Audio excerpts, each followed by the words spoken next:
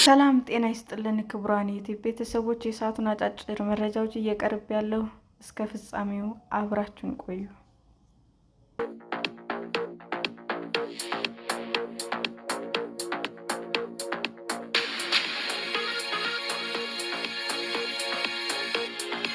የኢትዮጵያ ብሔራዊ ምርጫ ቦርድ ምርጫ እንዲመዘገቡ የተለያዩ መራጮች ጫናዎች እየተደረጉ መሆናቸውን ገለጸ።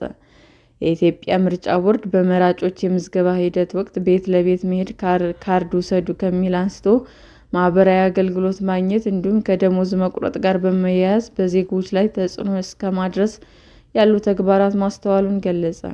ምርጫ ቦርድ ሐሙስ መጋቢት 24 2018 ዓ.ም ባወጣው መግለጫ ላይ ለ7ኛው ጠቅላላ ምርጫ የመራጮች ምዝገባ እያካሄደ መሆኑን አስታውቋል።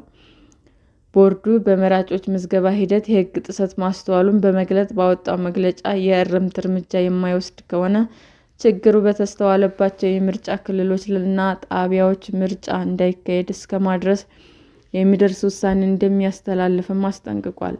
ቦርዱ የደረሰውን ጥቆማ መነሻ በማድረግ ለክልል መንግስትና ለሁለቱ የከተማ መስተዳድሮች የቤት ለቤት ቅስቀሳ ከማድረግ እንዲቆጠቡና በመራጭነት መመዝገብን እንደ ግዴታ የሚያደርግ ያልተገባ ተጽዕኖ እንዲታቀቡም በጽሑፍ ማስታወቁን አመልክቷል።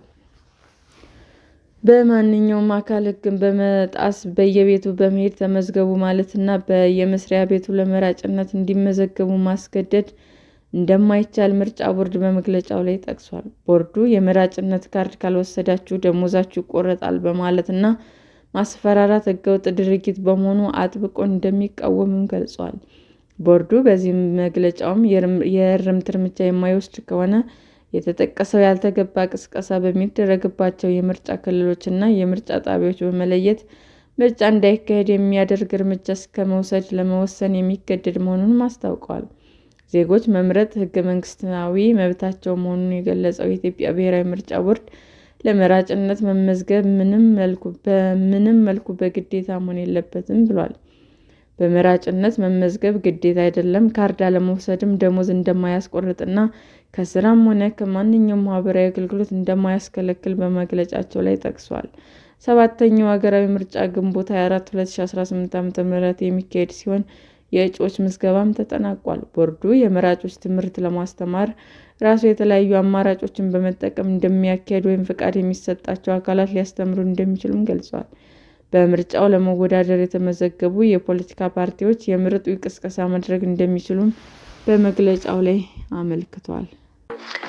ሰላም ጤና ይስጥልን ውድ የዩቲዩብ ቤተሰቦቼ እንዴት ናችሁ? አዲስ ጀማሪ ነኝና ሰብስክራይብ ያደረጋችሁ አበረታቱኝ። አመሰግናለሁ። የዩቲዩብ አድማጮቻችን ለሰዓቱ ያቀረብኩላችሁ አጫጭር መረጃዎች ይህንን ይመስል ነበር። በሌላ መረጃ እስክንገናኝ ሼር፣ ላይክ፣ ሰብስክራይብ እንዲሁም ቢቀርብልን የምትሉት መረጃ ካለ ኮሜንት እያደረጋችሁ ቸር ቆዩን።